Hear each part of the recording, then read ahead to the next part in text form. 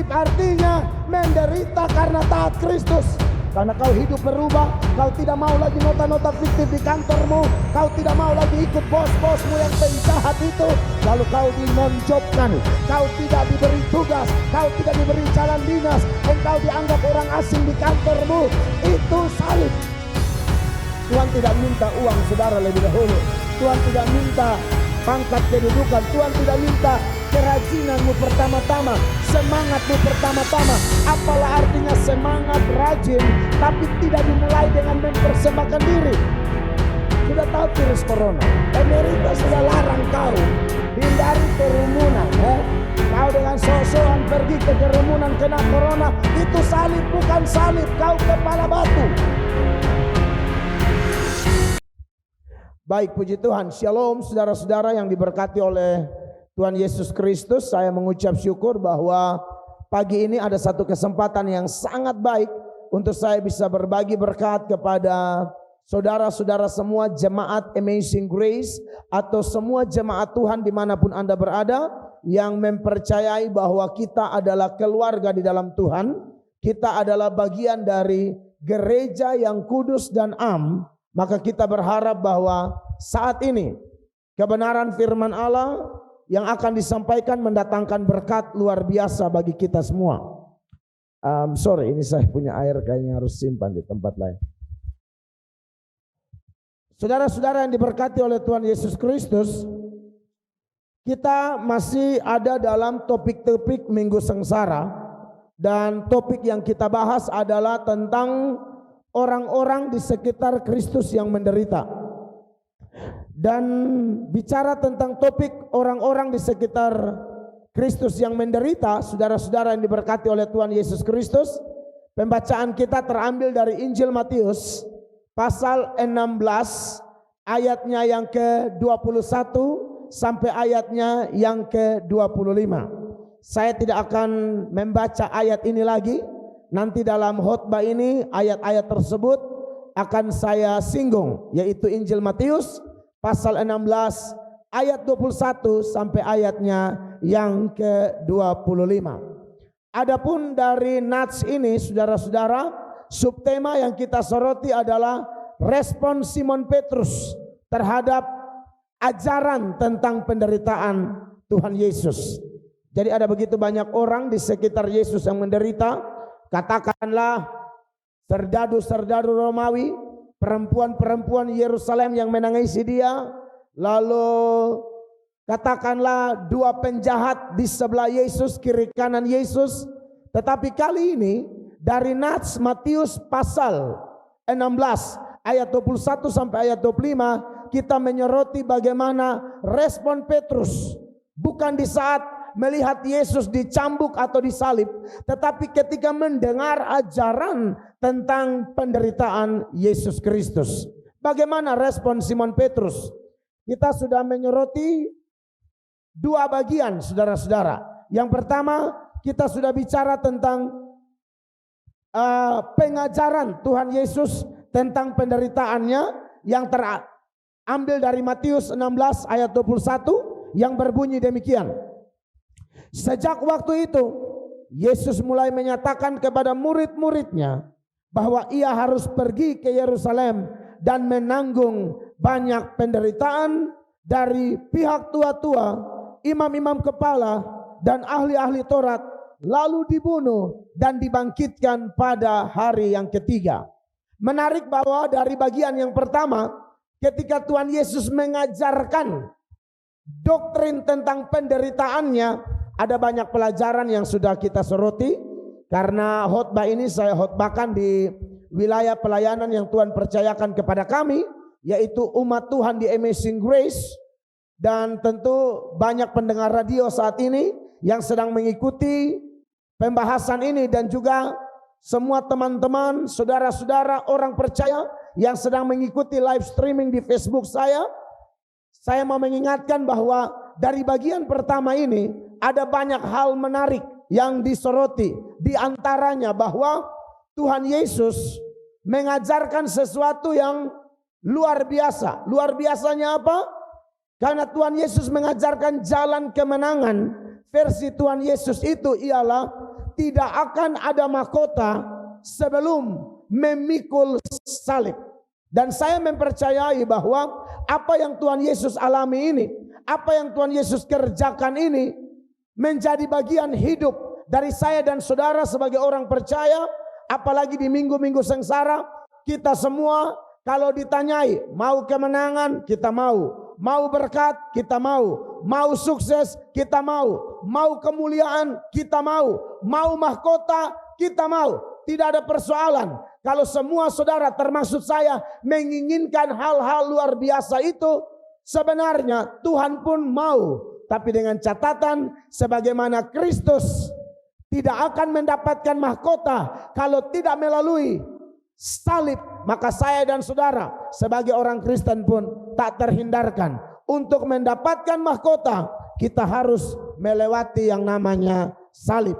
Nah, saudara-saudara yang diberkati oleh Tuhan Yesus Kristus, dan ada banyak hal lain yang kita pelajari dari poin pertama itu, ialah bahwa Tuhan Yesus mengajarkan sesuatu yang bertentangan dengan pandangan umum pada waktu itu.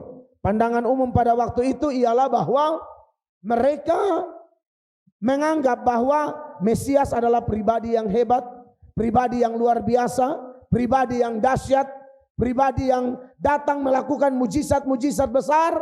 Tapi Tuhan Yesus kemudian mengajarkan sesuatu yang berbeda. Tuhan Yesus mengajarkan bahwa Mesias harus menderita. Dan akibat pengajaran ini, saudara-saudara, banyak orang mundur, banyak orang tidak terima.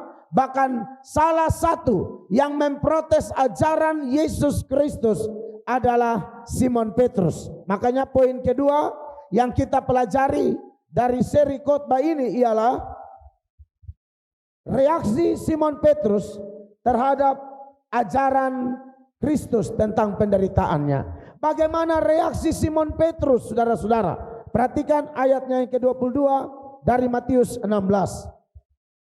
Tetapi Petrus menarik Yesus ke samping dan menegur dia. Garis bawahi kalimat ini. Tetapi Petrus menarik Yesus ke samping dan menegur dia. Katanya, Tuhan, kiranya Allah menjauhkan hal itu sekali-kali takkan menimpa engkau. Saudara-saudara, ini reaksi Simon Petrus yang sangat mengagetkan sebenarnya sebagai orang percaya. Anda lihat ketika khotbah Tuhan Yesus, ajaran Tuhan Yesus tidak cocok dengan pandangan Simon Petrus yang merupakan pandangan kebanyakan orang pada waktu itu tentang Mesias. Maka yang ada ialah Petrus menarik Yesus, lalu menegur Yesus, menasehati Yesus. Kenapa? Karena mungkin Petrus anggap dia lebih bijak dari Tuhan Yesus. Mungkin Petrus menganggap dia lebih tahu dari Tuhan Yesus. Mungkin Petrus menganggap bahwa Tuhanlah yang harus mengikuti pemahamannya. Saya tidak tahu dengan setiap orang percaya yang sedang mengikuti ibadah online ini, apakah saya dan saudara seringkali tidak bisa menerima ajaran-ajaran Tuhan yang menurut kita tidak cocok dengan pemahaman kita, tidak cocok dengan gaya hidup kita, tidak cocok dengan kemauan atau kehendak kita. Sehingga seringkali yang ada ialah protes, yang ada ialah bersungut-sungut, menggerutu dan lain sebagainya. Hari ini saya dan saudara diingatkan oleh Tuhan melalui peristiwa ini bahwa ternyata apa yang Petrus lakukan ini mungkin sekali telah menjadi gaya hidup saya dan saudara. Oleh karena itu, kekasih-kekasih Tuhan, di poin kedua ini juga sebenarnya ada banyak pelajaran penting yang sudah saya bahas di gereja ketika kami ibadah bersama. Namun dalam kesempatan ibadah online ini juga saya akan menambahkan beberapa hal penting seputaran ayatnya yang ke-22 di poin kedua, di mana Petrus bereaksi secara mengagetkan bagi setiap kita. Saudara, siapa berani tegur Tuhan? Di bagian yang lalu saya memunculkan ayat-ayat di dalam surat Roma, dikatakan bahwa ketetapan Tuhan, keputusan Tuhan sangat dahsyat dan luar biasa. Allah itu sangat berhikmat, penuh pengetahuan, dan tidak ada seorang pun di bawah kolong langit ini yang pernah menjadi penasehat Tuhan. Tetapi Petrus pernah melakukan kesalahan besar dengan bersikap sok tahu, sok bisa, dan menasehati Tuhan. Kenapa bisa terjadi demikian, saudara-saudara? Ini karena secara jujur pengetahuan Petrus ini belum lengkap, tapi semangatnya besar. Kita tahu karakteristik dari Simon Petrus. Dia itu selalu mau cepat-cepat mendahului murid-murid yang lain, saudara-saudara. Katakanlah Anda lihat pada waktu mereka di perahu dan ada badai, tiba-tiba Tuhan Yesus datang menolong mereka jalan di atas air. Satu-satunya rasul dari 12 rasul yang minta untuk jalan di atas air adalah Petrus. Dan kemudian karena dia gagal fokus, lebih melihat kepada gelombang, melihat kepada badai, tiupan angin keras, akhirnya dia tenggelam. Nah, karakter seperti ini ternyata terus menerus sampai dalam peristiwa ini, di mana Petrus kemudian menegur Tuhan Yesus. Kenapa? Pengetahuannya belum lengkap, atau katakanlah ada hal yang dia belum tahu. Tetapi semangatnya besar, berapi-api, mau melakukan sesuatu yang dia anggap benar, sampai menegur pribadi nomor 1 dunia akhirat, yaitu Yesus Kristus Tuhan. Nah, kekasih Tuhan, saya lihat fenomena mewabahnya virus corona, saudara-saudara. Mewabahnya virus corona ini atau COVID-19, dan gara-gara itu seluruh dunia, secara khusus di Indonesia atau di NTT, di Kota Kupang ada aturan pemerintah. Pemerintah sudah bersuara, dari Polri sudah bersuara bahwa kita harus menghindari keramaian-keramaian. Akhirnya dalam hal ibadah pun kita harus ibadah online, saudara-saudara. Nah, ibadah online ini juga melahirkan pro kontra. Ada pendeta-pendeta yang cepat menangkap pesan Tuhan melalui pemerintah di tengah-tengah coronavirus yang sedang mewabah ini. Tapi ada juga yang merasa ibadah online itu salah, ibadah online itu tidak alkitabiah, ibadah online itu adalah tindakan penakut, tindakan kurang beriman, dan lain sebagainya. Kekasih-kekasih Allah, dalam kesempatan ini saya ingatkan lagi apa yang tertulis dalam Amsal 19 ayatnya yang kedua, yang berbunyi demikian: tanpa pengetahuan kerajinan pun tidak baik, orang yang tergesa-gesa akan salah langkah. Garis bawahi kalimat tanpa pengetahuan kerajinan pun tidak baik. Jadi saudara, saya lihat banyak sekali yang rajin dalam hal ini. Katakanlah rajin memposting sesuatu yang sebenarnya dia tidak paham. Kritikan demi kritikan diberikan kepada gereja-gereja, hamba-hamba Tuhan, orang percaya yang melakukan ibadah online. Saya mau jelaskan sedikit tentang ibadah supaya kita jangan salah mengerti, termasuk ibadah online yang sedang berlangsung di berbagai gereja, termasuk Amazing Grace saat ini. Kekasih Tuhan, ngomong-ngomong tentang ibadah, saudara, memang ibadah yang paling sejati itu harus dimulai dengan menyerahkan diri kepada Tuhan. Roma 12 ayatnya yang pertama mengatakan, karena itu saudara-saudara, demi kemurahan Allah, aku menasihatkan kamu supaya kamu mempersembahkan tubuhmu sebagai persembahan yang hidup, yang kudus, dan yang berkenan kepada Allah. Garis bawahi kalimat di paling akhir, itu adalah ibadahmu yang sejati. Jadi saya mempercayai bahwa ibadah yang sejati dimulai dari mempersembahkan diri, bukan menyelesaikan satu liturgi atau tata cara ibadah. Dan kalau saya bicara liturgi, saya selalu ingatkan semua orang percaya dari berbagai gereja, liturgi setiap gereja itu beda-beda. Intinya bicara liturgi, bicara tata cara ibadah. Ada liturgi seperti gereja Gemit misalnya, ada liturgi seperti gereja karismatik, ada liturgi lagi seperti gereja lain. Jadi itu namanya liturgi. Saya mau bilang bahwa ibadah yang paling sejati harus dimulai dengan mempersembahkan diri kita. Kalau dulu dalam ritual ibadahnya orang Yahudi, yang dipersembahkan itu tubuh binatang. Kalau mereka mempersembahkan domba atau kambing atau lembu atau binatang tersebut disembelih, lalu kemudian tubuh binatang itulah yang diletakkan di atas mezbah, lalu dibakar menjadi persembahan bagi Tuhan. Dalam zaman anugerah, Paulus menyoroti sesuatu yang berbeda. Kalau perjanjian lama, orang mempersembahkan tubuh binatang. Perjanjian baru, tubuh yang harus dipersembahkan ialah tubuh saya, tubuh saudara, tubuh kita semua, pendengar setia radio SKFM atau semua jemaat yang sedang mengikuti live streaming. Ibadah bukan persoalan menyelesaikan liturgi semata-mata, tapi ibadah harus dimulai dengan mempersembahkan diri Anda dan saya kepada Tuhan. Tuhan tidak minta uang saudara lebih dahulu. Tuhan tidak minta pangkat kedudukan. Tuhan tidak minta kerajinanmu pertama-tama, semangatmu pertama-tama. Apalah artinya semangat rajin tapi tidak dimulai dengan mempersembahkan diri.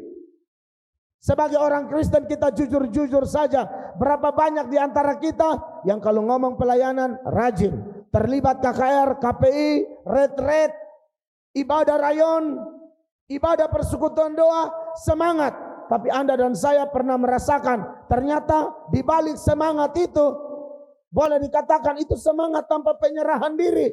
Di NTT, Kota Kupang misalnya, kalau mulai ada pengumuman KKR, apalagi kalau yang pengkhotbah datang itu pengkhotbah dengan nama besar, disertai dengan artis-artis rohani yang menyedot simpati massa, kita juga berbondong-bondong. Saya ingat persis, dulu belum bertobat, hidup masih kacau balau, hidup diserahkan kepada percabulan, hidup diserahkan kepada berbagai-bagai hawa nafsu duniawi. Tapi Anda lihat, saya rela jalan kaki dari Oepura ke Naikoten ke Oepura. Hanya gara-gara apa? Ada pendeta besar datang khotbah. Hanya gara-gara apa? Ada artis rohani. Jadi semangat tapi tidak menyerahkan diri.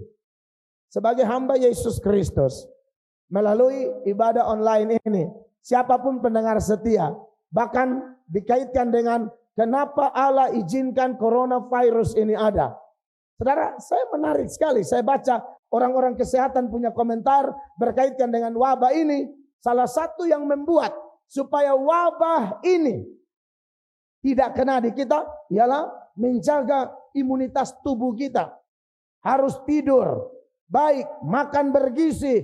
Jadi ternyata semua berkaitan dengan tubuh kita. Tubuh kita harus sehat, tubuh kita harus kuat, sehingga imunitas tubuh kita baik. Sulit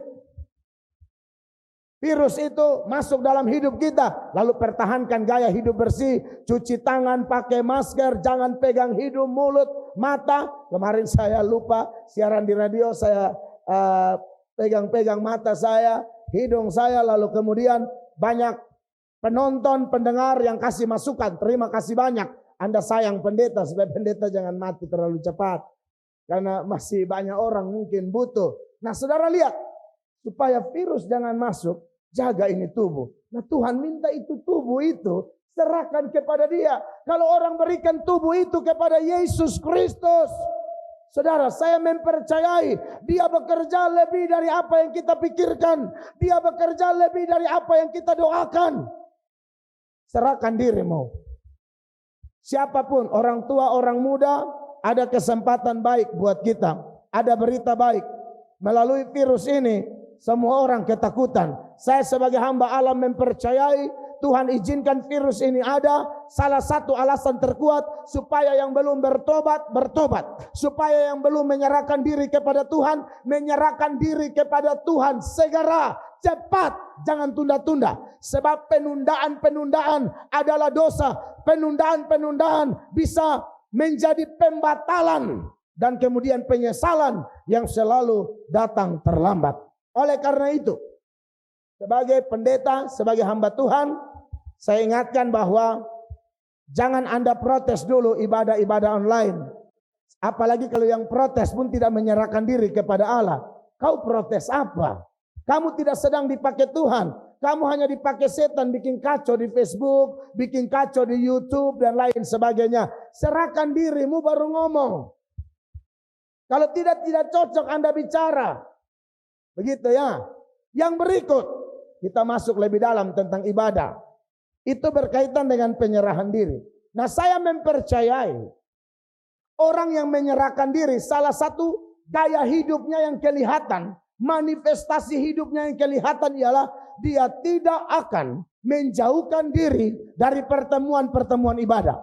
Makanya dalam Ibrani 10 ayat 25 dikatakan, janganlah kita menjauhkan diri dari pertemuan-pertemuan ibadah kita, seperti dibiasakan oleh beberapa orang, tetapi marilah kita saling menasihati dan semakin giat melakukannya menjelang hari Tuhan yang mendekat. Orang yang sudah mempersembahkan tubuh sebagai ibadah sejati, tidak mungkin dia menjauhkan diri dari pertemuan-pertemuan ibadah. Nah, berkaitan dengan Ibrani 10 ayat 25 yang saya baca tadi, memang ibadah-ibadah yang kita lakukan seperti yang biasa kita lakukan sebelum ada wabah coronavirus ini. Kita tahu bahwa ada 3 hal penting di dalam ibadah itu. Hal yang pertama adalah kita menyembah Tuhan. Hal yang kedua adalah kita mendengar firman Allah. Dan hal yang ketiga adalah ada persekutuan atau pertemuan. Nah, apa yang masih ada di dalam ibadah online seperti ini dan apa yang tidak ada? Yang masih ada, yang pertama ialah kita masih bisa menyembah Tuhan. Dan menyembah Tuhan menurut Yohanes, saudara masih ingat percakapan Tuhan Yesus dan perempuan Samaria. Mari perhatikan ayatnya, beberapa ayat saya baca dan akan ditampilkan di layar, saudara bisa perhatikan. Yohanes pasal 4 mulai ayat 20, 21 dan 23. Ayat 20 bilang begini. Nenek moyang kami menyembah di atas gunung ini. Gunung yang dimaksud adalah Gerizim, tempat menyembahnya orang-orang Samaria. Tetapi kamu katakan bahwa Yerusalemlah tempat orang menyembah. Ini orang-orang di Yehuda menyembah di Yerusalem. Di Yerusalem ada bait Allah. Ayat 21. Kata Yesus kepadanya, percayalah kepadaku, hai perempuan, saatnya akan tiba bahwa kamu akan menyembah Bapa, bukan di gunung ini, bukan di Gerizim, dan bukan juga di Yerusalem, bukan juga di Sion.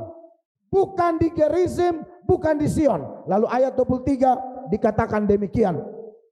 Tetapi saatnya akan datang dan sudah tiba sekarang bahwa penyembah-penyembah benar akan menyembah Bapa dalam roh dan kebenaran, sebab Bapa menghendaki penyembah-penyembah demikian. Saudara-saudara, dalam ibadah online unsur ini ada. Kenapa? Karena ternyata menyembah dalam roh dan kebenaran, menurut ayat-ayat yang kita baca, salah satu pengertiannya ialah menyembah dalam roh dan kebenaran adalah menyembah Tuhan tanpa terikat tempat. Bukan di gunung itu, bukan di Yerusalem. Kalau kita seberangkan sekarang, menyembah Tuhan sebenarnya bukan hanya di gereja, bukan hanya di gedung gereja. Begini lama kan sebelum ada corona, kita semua senang sekali kalau pergi ke gedung gereja, apalagi kalau gedung gereja itu kita sendiri pernah Tuhan pakai menabur di sana untuk berdirinya gedung itu. Kita senang sekali kalau ada di gedung itu. Tapi situasi kondisi saat ini harus membawa kita ke dalam ibadah online seperti ini. Tapi ini sama sekali tidak dosa.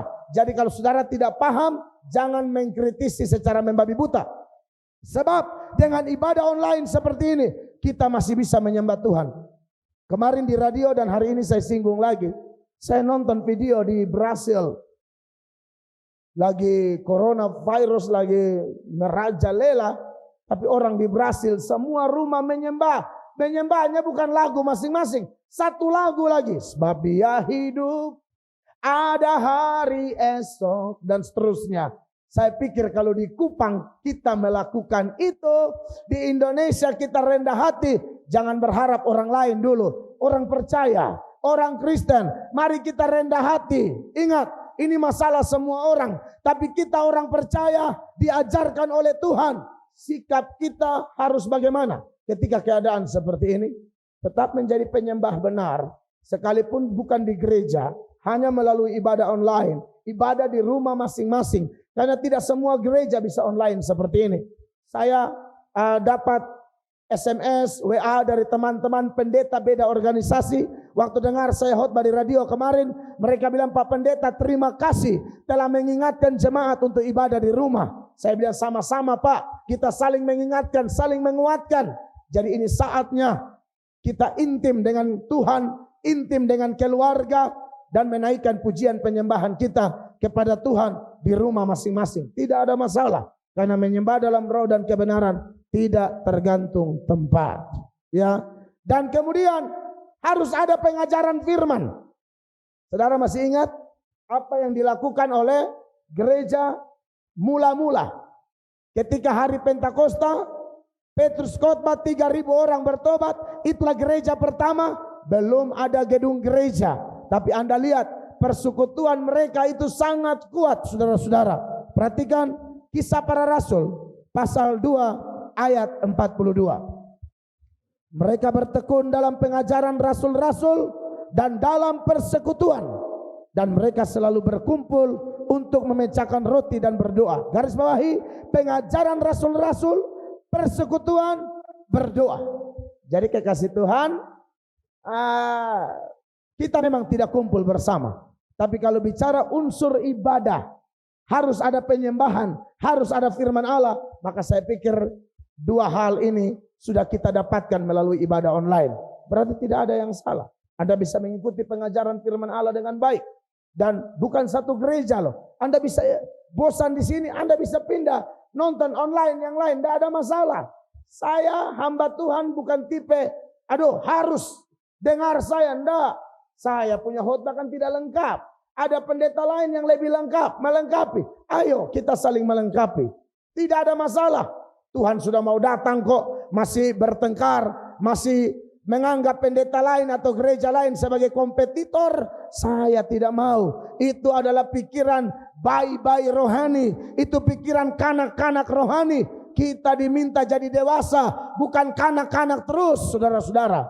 Oleh karena itu, sebagai hamba Yesus Kristus, mari kita dewasa dan cari terus pengajaran firman Allah. Sebab pengajaran firman Allah lebih mahal dari apapun. Memang yang hilang dari persekutuan adalah pertemuan. Sebenarnya kalau bilang hilang seluruhnya juga tidak. Kenapa? Karena kalau saudara taat suara gembala saudara, taat suara sinode, maka saya yakin saat ini hari Minggu tidak ada orang masih tidur-tidur. Jam ibadahmu di gereja jam berapa? Jam 8, setengah 9, jam 9. Bangun dong. Ini bukan hari libur. Ini bukan hari duduk-duduk nonton film lain.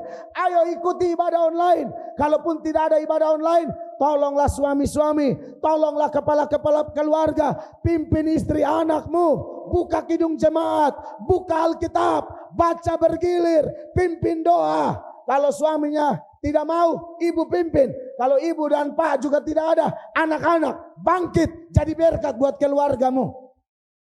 Saya sudah alami ini. Saya bertobat sendiri di keluarga waktu itu. Puji Tuhan, sekarang Tuhan bawa keluarga semakin dekat kepada Allah. Saya bertobat sendiri, saya bingung. Harusnya papa dan mama pimpin saya. Ini saya sudah anak paling bungsu lagi. Tuhan bangkitkan, Tuhan selamatkan, Tuhan pakai. Dan atas kemurahan, kekuatan dan kuasa dan urapannya, saya kemudian Tuhan izinkan giring keluarga. Ayo. Dan saya tahu keluarga saya sedang menyaksikan sekarang. Mau kakak saya, mama saya, ponaan-ponaan saya, anak saya suruh standby. Ikuti ibadah ini. Saya harap semua jemaat sedang mengikuti dengan sungguh-sungguh. Bila perlu saudara mandi baru ikut. Jangan duduk-duduk kok kucak-kucak mata dan dia mulai. Bukan begitu. Ya oke lah, ini minggu pertama. Kan masih kita tidak tahu corona sampai kapan. Kalau ini sampai 3 bulan, kita akan melakukan ibadah ini. Terus menerus online seperti ini. Dan saya tidak peduli saudara-saudara. Mau lihat orang kah, cuma lihat kamera kah, hanya pegang mikrofon dan tidak lihat manusia. Saya punya gaya khotbah tetap sama. Semangat tetap sama. Saya masih ingat saya khotbah di Kalimantan, sudah jalannya jauh.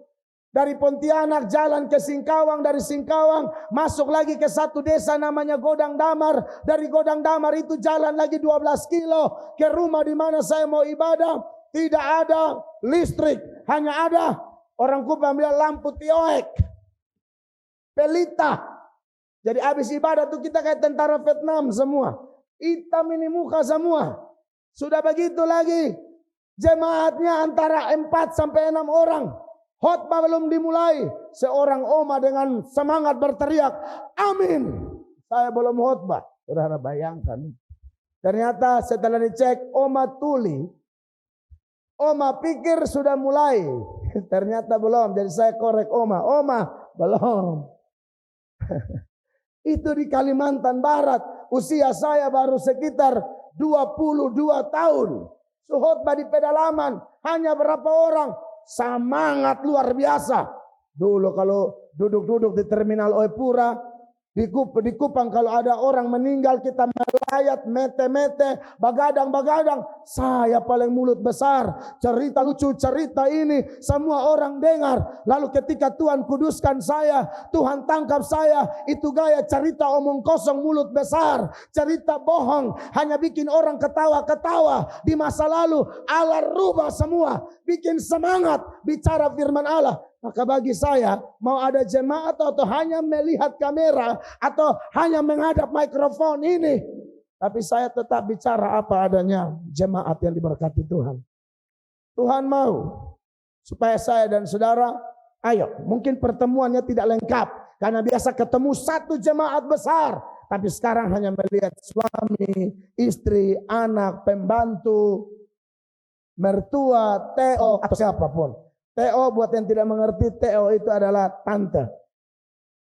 Haleluya. Nah, jadi saudara-saudara yang diberkati oleh Tuhan Yesus Kristus, berarti ibadah online tidak ada persoalan. Pelajaran lain, kenapa Petrus bisa terburu-buru menegur Tuhan Yesus seperti itu? Saudara, Anda masih ingat sebelum peristiwa ini, beberapa ayat sebelumnya, ini kan Matius 16 ayat 21 sampai 25. Di ayat sebelumnya itu Petrus baru dapat pujian. Saudara masih ingat toh? Tuhan puji dia di atas batu karang ini dan seterusnya. Itu gara-gara apa? Petrus ketika Tuhan Yesus tanya, menurut kalian saya siapa? Satu-satunya orang seperti yang saya sudah bilang tadi di pendahuluan, bahwa karakter Petrus itu selalu mau dahulu. Orang semua diam, Petrus ngomong, engkau Mesias, Anak Allah yang Maha Tinggi. Mari kita baca ayatnya di dalam Matius pasal 16. Kita naik ke ayat di atas sebelum ayat yang kita bahas. Ayat 15. Lalu Yesus bertanya kepada mereka, tetapi apa katamu? Siapakah aku ini? Ayat 16. Maka jawab Simon Petrus, engkau adalah Mesias, Anak Allah yang hidup. Lalu ayat yang ke-17. Kata Yesus kepadanya, berbahagialah engkau Simon bin Yunus, sebab bukan manusia yang menyatakan itu kepadamu, melainkan Bapakku yang di sorga. Garis bawahi, sebab bukan manusia yang menyatakan itu kepadamu, melainkan Bapakku yang di sorga. Ayat 18, pujiannya datang. Dan aku pun berkata kepadamu, engkau adalah Petrus, dan di atas batu karang ini aku akan mendirikan jemaatku, dan alam maut tidak akan menguasainya. Bapak Ibu, ayat-ayat yang saudara baca Anda lihat di sini toh. Ketika dia mengaku benar, Tuhan bilang begini, Petrus, itu bukan dari kamu, itu dari Bapa. Tapi sekarang dia melakukan kesalahan fatal dengan menarik Yesus dan menegur Yesus. Kalau ngomong benar, ngomong sesuai firman Allah, Alkitab berkata bilang itu dari Bapa. Tapi ngomong yang salah itu dari dirimu sendiri. Oleh karena itu saudara-saudara yang diberkati oleh Tuhan Yesus Kristus, saya sebagai pendeta, kami tim pelayan dan semua orang percaya, semua hamba-hamba Tuhan yang sedang mengikuti ini, mari saudara-saudara, kita selalu kalau mau khotbah, mau melayani, selalu minta Tuhan tolong supaya jangan saya punya otak kecil ini, kemampuan pas-pasan ini yang menonjol. Sebab ketika Petrus mulai menonjolkan diri, jadi salah semua. Tapi tadi kenapa benar? Yesus berkata, bukan kau, tapi Bapa. Dan pujiannya ialah, kamu batu karang. Pengakuanmu seperti batu karang yang teguh. Poin ketiga dan yang terakhir, saudara-saudara, ya. Tenang, saudara di rumah saya tahu ada beberapa yang mungkin suka, ada beberapa yang tidak suka, toh. Pembalasan adalah hak Tuhan, haleluya. Kalau yang tidak suka, silakan pindah ke radio lain. Kalau yang masih suka, Tuhan akan berkati, saudara. Ingat Alkitab bilang apa? Langit dan bumi pasti berlalu, firman Allah tidak akan berlalu. Firman Allah berkata, firman-Mu adalah pelita bagi kakiku dan terang bagi jalan-jalanku. Firman Allah berkata, kamu tidak hidup dari makan roti saja, tapi hidup dari firman Allah. Jadi yang mau makan firman, kita masuk poin ketiga, ya. Poin ketiga yang saya akan bicarakan ialah, karena poin kedua itu adalah kesalahan fatal dari Simon Petrus yang berani-beraninya menegur dan menasihati Tuhan Yesus dengan pemahaman yang pas-pasan. Maka di bagian yang ketiga yang akan saya bahas ialah teguran Tuhan Yesus kepada Simon Petrus. Apa tegurannya? Perhatikan ayat 23. Maka Yesus berpaling dan berkata kepada Petrus, garis bawahi, ini bukan ngomong kepada setan, tapi ngomong kepada Petrus. Ngomongnya apa? Enyalah iblis, engkau suatu batu sandungan bagiku. Tadi batu karang, sekarang batu sandungan. Anda lihat ini. Sebab engkau bukan memikirkan apa yang dipikirkan Allah, melainkan apa yang dipikirkan manusia. Bapak Ibu, jemaat, saudara-saudara seiman, pendengar setia, dimanapun Anda berada, Anda lihat ini, ketika Tuhan pakai omongannya, hikmatnya, kuasanya, perkataannya berasal dari Allah, engkau batu karang. Tapi ketika mulai dari diri sendiri, sok bisa, sok tahu, modal semangat, tidak tersungkur dan berharap pimpinan Roh Kudus, waktu ngomong batu karang berubah jadi batu sandungan. Tadi batu karang, sekarang batu sandungan. Batu sandungan itu apa? Penghambat. Batu sandungan itu apa? Pengganggu. Batu sandungan itu apa? Tidak sesuai dengan jalan Tuhan. Makanya di ayat itu Tuhan bilang apa? Petrus, engkau memikirkan bukan apa yang dipikirkan Allah. Kekasih Tuhan, ini menarik. Ini menarik. Ini bukan hanya omong tentang pendeta. Ini bukan hanya ngomong tentang rohaniawan, majelis, diaken, ketua persekutuan doa, pengkhotbah, WL. Bukan. Semua Anda dan saya kalau mulai berjalan sendiri tanpa minta penyertaan Tuhan, tanpa berserah, merendahkan diri, mohon Dia di pihak kita, yang ada ialah kita bikin apa-apa, pikiran kita, pikiran setan. Makanya Tuhan bilang sama Petrus, lu bukan Petrus, tadi lu batu karang, tadi lu luar biasa, sekarang lu iblis. Iblis. Saudara, ini bukan berarti ada setan dalam Petrus. Kenapa? Saya jelaskan buat saudara ya. Biasa Tuhan Yesus kalau tengking atau usir setan, dia ngomong kepada roh jahatnya. Tapi ayat yang kita bahas tadi, dia bukan ngomong kepada roh jahat, dia ngomong kepada Petrus. Petrus, lu iblis. Kalau roh jahat beda, ada banyak ayat. Saya contohkan satu ayat ya. Matius 17 ayat 18 misalnya. Saudara perhatikan ayat ini di layar saudara, dan pendengar radio saya akan baca. Dengan keras Yesus menegur dia, lalu keluarlah setan itu. Jadi teguran ini adalah teguran kepada setan. Makanya ayat ini berkata, keluarlah setan itu. Tapi saudara tahu, waktu menegur Petrus, dia tidak pakai kata keluarlah. Kalau saudara lihat terjemahan bahasa Inggris, dia suruh behind. Kamu ke belakang saya. Setan, lu pindah di belakang. Nah, kira-kira begitu. Bahasa Kupang. Kalau setan yang asli itu keluar, pindahkan ke babi. Tapi karena Petrus ini, Tuhan tidak menganggap bahwa Petrus kerasukan setan. Ingat, orang percaya sejati tidak mungkin kerasukan setan. Makanya kalau acara radio orang sering tanya, Pak Pendeta, ini dia majelis, tapi kok kerasukan? Nah, itu saya sudah jelaskan, bukan menghakimi. Tapi kalau Anda belajar Alkitab, kalau Anda cinta Tuhan, mengasihi Tuhan, dalam dirimu ada pemberesan dan tidak kosong loh ya. Jangan seperti Alkitab bilang dalam Matius 12 ayat 43 sampai 45, rapi teratur tapi kosong. Kosong itu tidak ada pengajaran, tidak ada kekudusan, tidak ada pengampunan, tidak ada saat teduh, tidak diisi dengan hal-hal rohani. Lu kelihatan rapi, bersih, tapi kosong melompong. Itu nanti setan bukan hanya 1 2, dia panggil 7 roh jahat yang lebih jahat sehingga masuk dalam lu. Kalau dulu hanya selingkuh tipis-tipis, sekarang selingkuhnya tebal sekali.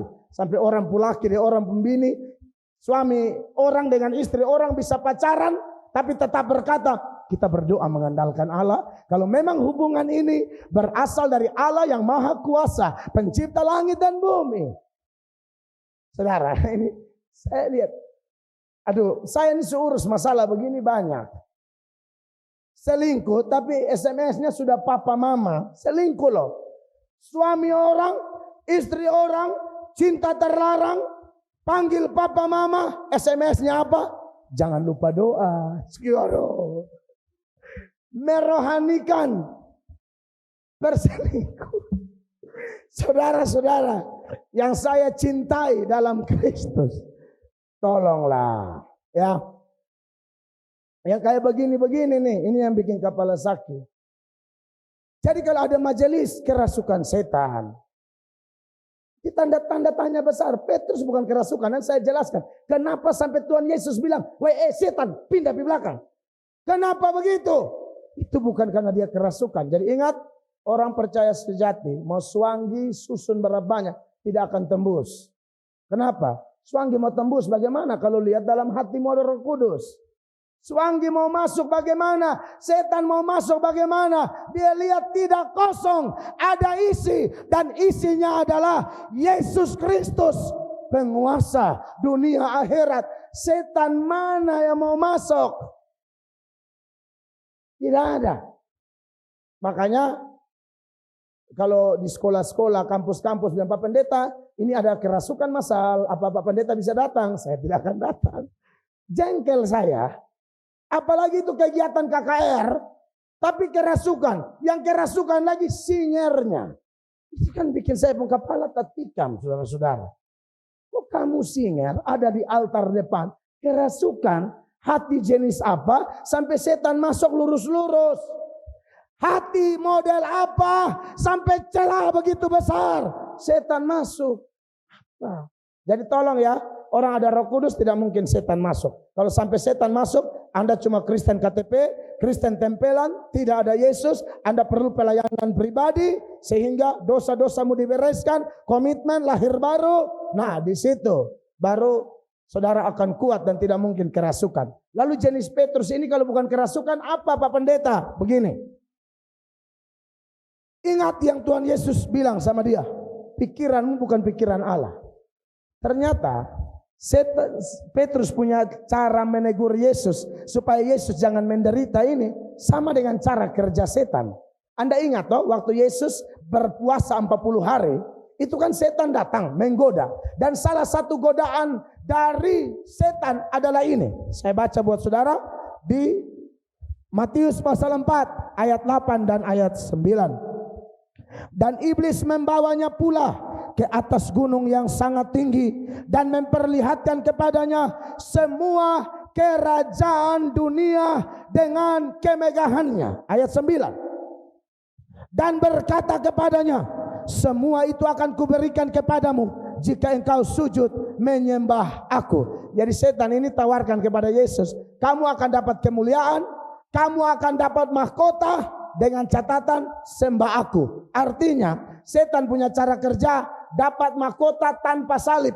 Dari awal kita sudah bicara, cara Tuhan, jalan Tuhan ialah boleh dapat mahkota, tapi syaratnya pikul salibmu. Petrus dengan setan punya otak sama. Setan tawarkan Yesus kemuliaan tanpa penderitaan. Petrus juga tarik Yesus supaya kalau bisa jangan menderita. Nah, gara-gara itulah kemudian Tuhan bilang sama Petrus, enyalah iblis. Pikiranmu kayak iblis, itu maksudnya. Jadi bukan Petrus kerasukan setan, tapi Petrus sempat ditipu oleh setan sehingga kemudian cara berpikirnya kayak setan. Jadi jemaat, saudara, pendengar setia, kalau saudara dalam pergumulan hidup mau dapat sesuatu yang enak-enak, gampang-gampang tanpa menderita, tidak bisa, saudara. Tidak bisa. Waktu menderita kadang-kadang tidak enak. Anda punya penderitaan, saya punya. Apalagi sebagai gembala sidang, sebagai pemimpin umat, aduh kita kepala sakit. Tidak tidur. Doa capek berlutut di kamar, pindah berlutut di dapur. Saya tahu mau buat apa. Tapi kemanakah kami bisa lari? Alamat yang tepat cuma Dia. Istri anak ada tidur, kami tidak bisa tidur. Bangun, menyembah, angkat tangan sendiri-sendiri keliling itu ruang tamu. Takut sepi tetangga berumah. Untung baik saya buka mata.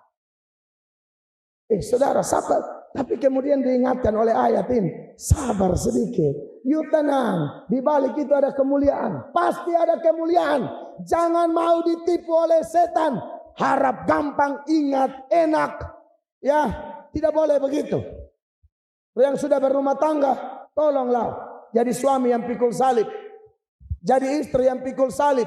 Jangan istri pikul salib sendiri, baru suami hanya hela rokok. Suada kok mak bilang kuah panas, kok akas melepuh. Enak saja. Istri pikul salib, kau hanya jadi salib. Ya tolonglah saudara-saudara, ini berita benar ini supaya saya dan saudara hati-hati ya. Makanya kemudian Simon Petrus setelah semuanya beres dia bertobat, dia bilang ingat waspada, setan tuh dia jalan keliling, ada yang lengah dia telan, minimal mungkin tidak kerasukan tapi bisa kena tipu, sehingga cara berpikir kita bukan cara berpikirnya Allah tapi cara berpikir setan atau duniawi. Oleh karena itu Bapak Ibu jemaat saudara-saudara, pergumulan apa yang Anda hadapi? Sepanjang pergumulan itu adalah karena kebenaran, taatlah. Ayat 24. Kita langsung Matius 16 ayat 24. Setelah menegur Petrus, ada lanjutan kalimat dari Tuhan Yesus untuk mengajarkan murid-murid lain berkaitan dengan minggu sengsara. Lalu Yesus berkata kepada murid-muridnya, setiap orang yang mau mengikut aku, syaratnya apa? Ia harus menyangkal dirinya, memikul salibnya dan mengikut aku. Kalau ada orang mengaku saya pengikut Kristus tapi tidak menyangkal diri, tidak pikul salib, Anda bukan pengikut, Anda ikut-ikutan. Ulang. Kalau ada orang mengaku saya pengikut Kristus tapi tidak mau menyangkal diri, tidak mau pikul salib, Anda bukan pengikut. Lu iko-iko rame tuh, ikut-ikutan. Kristen KTP, Kristen keturunan, Kristen tanpa pertobatan. Makanya tidak menyangkal diri. Anda tanya, menyangkal diri itu apa? Menyangkal diri artinya sama seperti Paulus bilang kepada jemaat Galatia, adapun hidupku ini bukannya aku lagi, melainkan Kristus yang dalam aku. Kemarin ada yang tanya saya di radio tentang bagaimana mengikut Tuhan. Saya kasih ini ayat. Menyangkal diri. Menyangkal diri itu bilang, saya bukan yang dulu lagi. Kalau yang dulu, contoh ya, tak usah saudara tinggal periksa diri masing-masing. Ini saya. Kalau yang dulu, pendendam. Ya, masalah dengan orang, berharap ketemu dia, dapat siksa, kalau bisa tikam, pukul sampai UGD. Dulu. Pacaran. Kalau ikut yang manusia lama, tidak ada. Lu jangan mau menikah dan beta. Kalau pacaran itu tidak ada menikah. Itu hanya pacaran bikin keliru-keliru saja. Isi-isi waktu. Lalu menyalurkan nafsu jahat orang muda. Lalu kasih putus. Ini dulu nih. Ini kita mengaku dosa. Supaya saudara tahu yang lama-lama. Main judi. Sampai doi kolete pun dari judi. Dulu main judi segala macam. Mau bola guling, kuru-kuru. Apa lagi? Main poker 3 daun, TJ, biliar, kalereng, main gundu. Sampai sudah jam gereja kami lagi main kelereng, sudah lonceng gereja. Karena saya gereja dulu di Immanuel Oepura, Gemit Immanuel Oepura. Lonceng gereja sudah bunyi. Jemaat lewat bilang, belum siap di gereja. Tunggu mencari doi kolete berkutip. Maka muntar. Nah, kekasih Tuhan, kalau hidup lama, aduh, saya tidak mengerti lagi nih hidup lama, kurang ajar semua. Gatal ini lelhanak. Lelhanak ini apa ya? Itu satu tumbuhan yang kalau pegang di mana, gatal di situ. Buat Anda yang di luar Kupang, nanti kalau ini kasih naik di YouTube, tolong tim munculkan gambar lelhanak dan beri keterangan baru bilang don't touch. Karena kalau sonto gatal. Nah, iya. Makanya waktu saya bertobat, saya jadi pendeta, saya khotbah, saya bilang begini, di gereja kami yang Emising Grace tahu, jangan ada bapak-bapak yang biasa ramah, rajin jama, masih lelhanak, kau pegang-pegang istri orang, lihat orang pu anak lengan bagus, usah ngajar ramah, bilang bapak dong sehat. Padahal dia saya tanya bapak sehat, tapi ini. Ramasnya terlalu gigi asam. Baru dia lah seorang PNS misalnya. Bapak tidak cocok jadi PNS. Bapak harus kerja di toko roti. Karena di toko roti itu, apalagi di bagian barisan belakang, bukan yang jual rotinya, ramas rotinya. Ramas roti, nah cocok tuh. Makanya di gereja kami saya bilang jangan pegang-pegang istri orang. Kalau saya KKR atau apa saya bilang, jemaat tolong kalau foto dengan pendeta jangan tusuk pendeta. Kasihan kami saudara-saudara. Lalu pendetanya juga jangan manfaatkan karena pemuda-pemudinya bapak foto. Bapak bilang marilah kepadaku. Karena ini orang bilang berkat gratis. Rangkul 2, 3 kobok kuat-kuat baru bilang dalam Tuhan kemuliaan. Saudara, jangan manfaatkan hidup lama. Kita juga dulu begitu toh. Jadi kalau mantan tapi sekarang janganlah. Makanya kami tidak mau. Ya, kami berusaha tidak boleh supaya jadi berkat. Makanya banyak jemaat yang datang kepada kami dan bilang begini, Pak Pendeta, kalau hanya khotbah bagus, orang khotbah bagus terlalu banyak. Teladan hidup sekarang ini. Makanya kami berusaha punya integritas, keselarasan antara apa yang dikhotbahkan dan apa yang dilakukan, apa yang dipahami, apa yang diomongin, apa yang dilakuin, semuanya selaras. Itu integritas dan itu memang tuntutan Kristus. Mau ikut aku, menyangkal diri, lalu pikul salib. Apa itu pikul salib? Pikul salib adalah, tunggu sebelum saya lanjut saya lihat jam ya. Karena kita sampai jam 11 saja. Takutnya saudara dan saya belum, sedikit lagi. Haleluya. Tuhan baik. Pikul salib. Apa itu pikul salib? Pikul salib itu adalah menderita karena taat Tuhan. Ulang. Pikul salib artinya menderita karena taat Kristus. Jadi Anda kalau menderita gara-gara rampas suami orang, lalu istrinya tangkap kau, hantam deh haken di sini. Kan ada istri-istri tertentu yang hakennya 12 cm. Dan dia bilang ini haken khusus bagi selingkuhan suami saya. Kalau dapat kas tambus. Kalau saudara datang mandi darah, Pak Pendeta beda pakai royok. Dari siapa? Ini. Kok kenapa? Jujur Pak Pendeta beda ada pacaran yang dia pulaki. Itu bukan salib ibu. Ibu memang harus kena hantam. Kalau saya ada saya bilang kurang tuh. Apa tambah? Sudah orang berumah tangga, kenapa kau diganggu? Saudara kalau pinjam koperasi terlalu banyak, tidak hitung kekuatan, sudah koperasi lah pinjam di jemaat lah di keluarga lah, baru kenal 2 bulan lu haleluya, lu SMS dia pinjam uang, lalu mereka kejar kau beramai-ramai, bahkan ada yang lapor kau di polisi dan masuk sel, bukan salib. Kau bukan taat Kristus, kebiasaan kau. Apalagi lari motor terlalu kencang dalam keadaan mabok tidak pakai helm. Lalu posisi motor di atas kau di bawah. Pakai selang infus keliling, ya. Bukan salib. Bukan. Tafsir sendiri. Anda koruptor besar, makan uang negara, kasih makan istri anak uang haram, lalu kau dibui. Bagi yang belum mungkin jaksa sedang cari kau. hanya masalah jatuh tempo saja. Nanti kalau kau masuk penjara akibat korupsi, itu bukan salib. Salib artinya menderita karena taat Kristus. Karena kau hidup berubah, kau tidak mau lagi nota-nota fiktif di kantormu, kau tidak mau lagi ikut bos-bosmu yang penjahat itu, lalu kau dinonjobkan, kau tidak diberi tugas, kau tidak diberi jalan dinas, engkau dianggap orang asing di kantormu, itu salib. Gara-gara engkau mau pacaran kudus, kau punya pacar mengatakan putus, itu salib sayang, itu salib.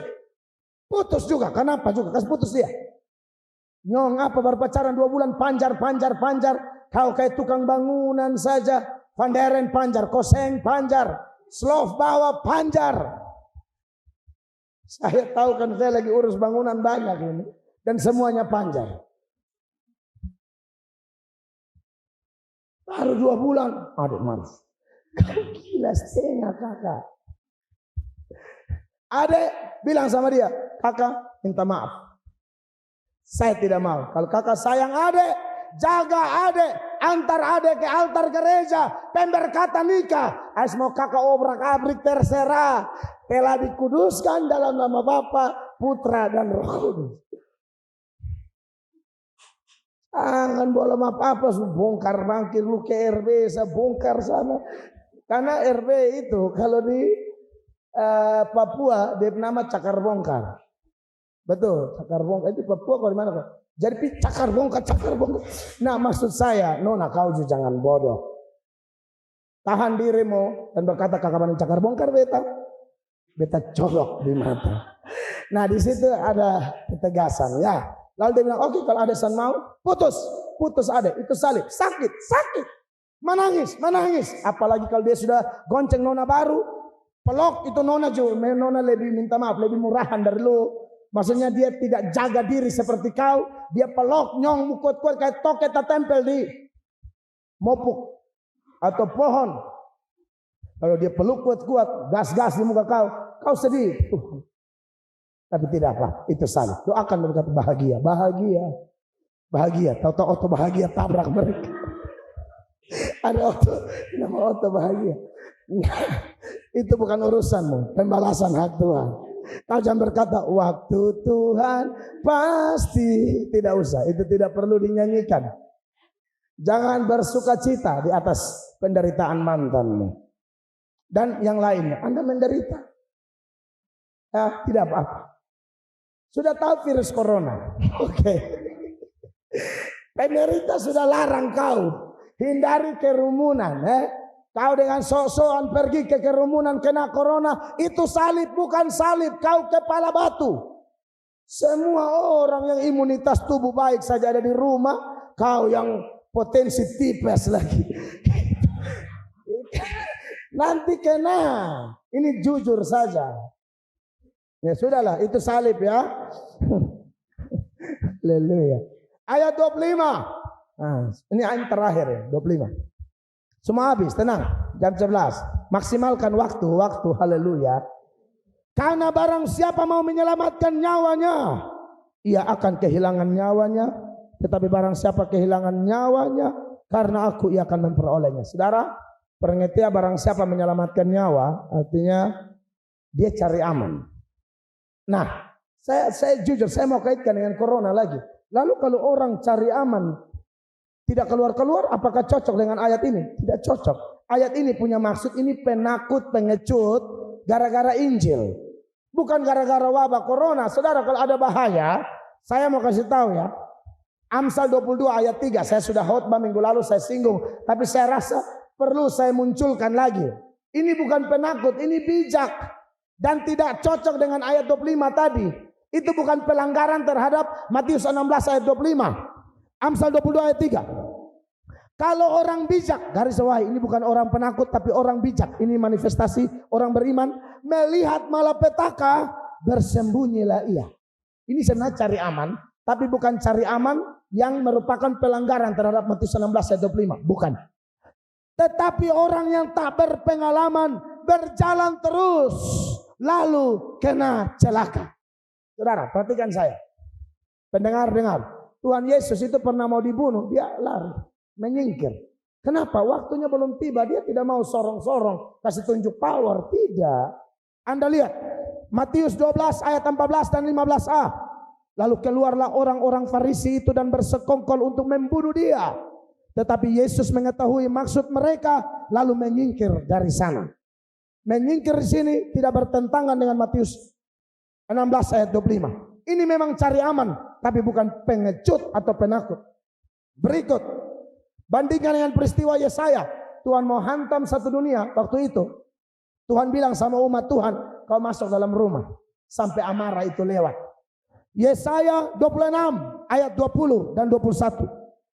Mari bangsaku, masuklah ke dalam kamarmu, tutuplah pintumu. Sesudah engkau masuk, bersembunyilah, garis bawahi, bersembunyilah barang sesaat lamanya sampai amarah itu berlalu. Lalu ayat 21, kenapa orang harus lakukan itu zaman Yesaya 21? Sebab sesungguhnya Tuhan mau keluar dari tempatnya untuk menghukum penduduk bumi karena kesalahannya, dan bumi tidak lagi menyembunyikan darah yang tertumpah di atasnya, tidak lagi menutupi orang-orang yang mati terbunuh di sana. Zaman Yesaya, Tuhan ada buat satu malapetaka, pembalasan. Tuhan bilang kalian masuk rumah. Nah, saya tidak tahu apakah zaman ini himbauan untuk kita di rumah, ibadah pun online karena ada corona, ditaati oleh saudara atau tidak. Kalau dulu Tuhan pakai Yesaya, Tuhan pakai Musa, sekarang Tuhan pakai pemerintah. Tuhan pakai sinode gereja, Tuhan pakai pendetamu dan berseru, masuk rumah. Jangan jalan-jalan kalau tidak penting. Ibadah keluarga, ibadah online, tolong taat. Terima kasih buat jemaat yang taat. Anda bukan cari aman, dalam artian Anda tidak melakukan pelanggaran terhadap Matius 16 ayat 25, melainkan Anda berakal sehat, bijak. Sebab ini tidak ada kaitan dengan ayat itu. Ayat itu punya maksud, kalau memang kita harus menginjil demi Kristus dan tiba-tiba ada tantangan dan lain sebagainya, kita tidak mundur tinggalkan dia. Tapi kita punya prinsip, sekali Yesus tetap Yesus, maka diberkatilah Anda dan saya. Kiranya khotbah ini memberkati kita.